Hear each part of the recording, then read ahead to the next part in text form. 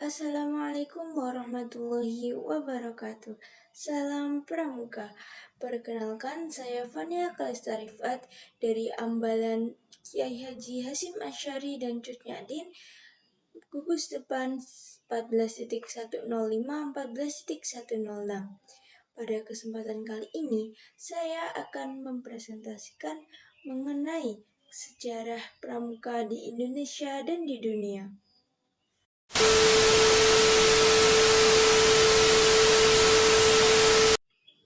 Pramuka merupakan gerakan kepanduan yang sangat populer baik di Indonesia maupun di dunia, yang merupakan hasil peleburan dari berbagai organisasi kepanduan yang ada sebelumnya. Apabila kita telusuri sejarahnya, gerakan kepanduan atau pramuka pada awalnya muncul di Inggris, yang diprakarsai oleh Robert Stephen Smith Baden-Powell, atau yang biasa kita sebut dengan Sir Robert Baden-Powell, yang merupakan bapak pramuka dunia. Pramuka di dunia didirikan pada tanggal 25 Juli 1907, yang saat itu Robert Baden-Powell menjabat sebagai Letnan Jenderal Militer pasukan Inggris mengadakan perkemahan. Diketahui sejak kecil, Robert Baden-Powell menaruh perhatian pada alam dan sangat suka menjelajah hutan yang ada di sekitar sekolahnya. Ketika dia bekerja sebagai seorang perwira militer dan ditugaskan ke berbagai peperangan, ia ditugaskan untuk memimpin kepanduan. Setelah perang, Robert Baden-Powell mengelola Aids to Scouting bagi anggota muda dan mengadakan kegiatan perkemahan selama 8 hari di Pulau Brunei. Pulau Brunei merupakan pulau terbesar di pelabuhan Pobble, Dorset, Inggris. 1 tahun setelah perkemahan, Robert Baden-Powell menulis buku yang berjudul Scouting for Boys yang menceritakan tentang prinsip dasar kepramukaan. Selain itu, Robert Baden-Powell juga mendirikan gerakan kepanduan yang hanya diikuti oleh laki-laki, yaitu Scouting for Boys. Buku panduan gerakan kepanduan ini menyebar ke seluruh dunia dengan berbagai macam bahasa. Pada 1920, diadakanlah Jambore pertama di dunia yang dilaksanakan di Olympia Hall, London. Beliau mengundang pramuka dari 27 negara untuk ikut serta dalam acara tersebut. Saat itu pula lah Baden-Powell diangkat sebagai bapak pandu sedunia atau Chief Scout of the World. Tak lama setelah dilaksanakannya Jambore, dibentuklah WOSM atau World Organization of the Scout Movement atau Organisasi Pramuka Sedunia. Pada tahun 1968, kantor sekretariatnya pindah ke Geneva, Swiss. Sebelumnya, kantor sekretariat itu berada di kota London, Inggris, dan pada tahun 1958 pindah ke Ottawa, Kanada. Biro Kepramukaan Sedunia mempunyai 6 kantor kawasan, di antaranya yang pertama, kawasan Afrika, kantornya berada di Nairobi, Kenya. Yang kedua, kawasan Arab, berada di Kairo, Mesir. Dan yang ketiga, Asia Pasifik, yang kantornya berada di Manila, Filipina. Yang keempat, kawasan Eurasia, kantornya berada di Kiev, Ukraina. Yang kelima, kawasan Eropa, kantornya berada di Geneva, Swiss. Sedangkan yang terakhir, kawasan Inter-Amerika, kantornya berada di Panama.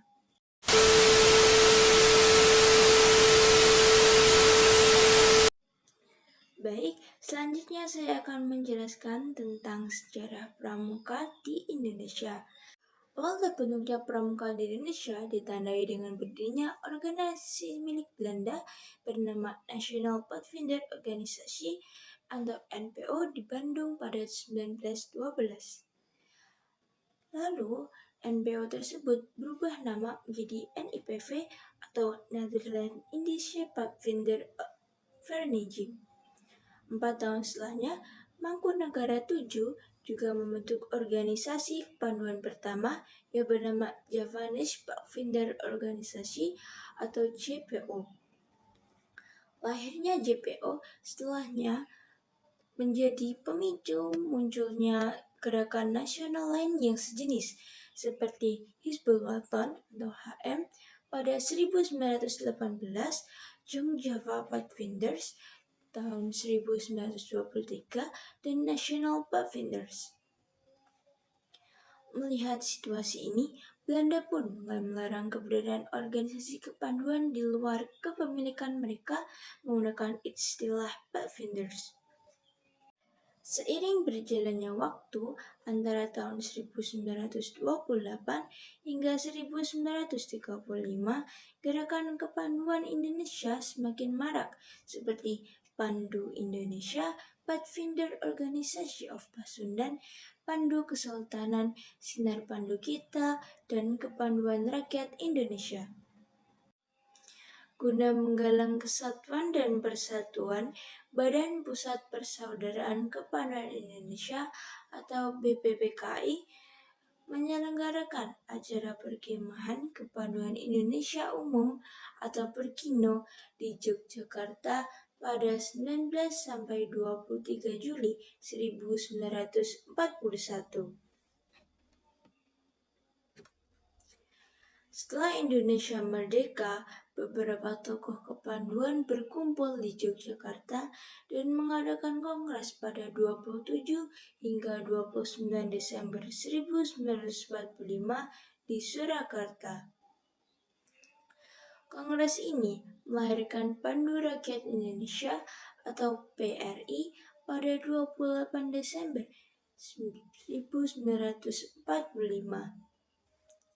Sebagai satu-satunya organisasi kepanduan yang diakui oleh pemerintah. Akan tetapi, saat Belanda kembali datang ke Indonesia, PRI dilarang dan resmi dicabut pada 6 September 1951. Hal ini kemudian mendorong munculnya organisasi lain seperti Kepanduan Putra Indonesia atau KPI, Pandu Putri Indonesia atau PPI, dan Kepanduan Indonesia Muda atau KMI. Mulai 1960, pemerintah Indonesia dan MPRS berupaya untuk memperbaiki organisasi kepramukaan di Indonesia. Pada 9 Maret 1961, Presiden Soekarno mengumpulkan para tokoh dari gerakan kepramukaan Indonesia dan menyatakan bahwa organisasi kepanduan harus disempurnakan. Untuk menindaklanjuti hal tersebut, Presiden Soekarno membentuk panitia pembentukan gerakan pramuka yang beranggotakan Sultan Hamengkubuwono IX dan Al-Aziz Saleh serta Ahmadi. Hasil kerja dari panitia ini adalah dikeluarkannya lampiran Kepres nomor 238 tahun 1961 tanggal 20 Mei 1961 tentang gerakan pramuka. Pada 14 Agustus 1961, gerakan pramuka secara resmi mulai diperkenalkan ke rakyat Indonesia. Sejak saat itulah tanggal 14 Agustus diperingati sebagai Hari Pramuka dan Bapak Pramuka Indonesia adalah Sri Sultan Hamengkubuwono IX.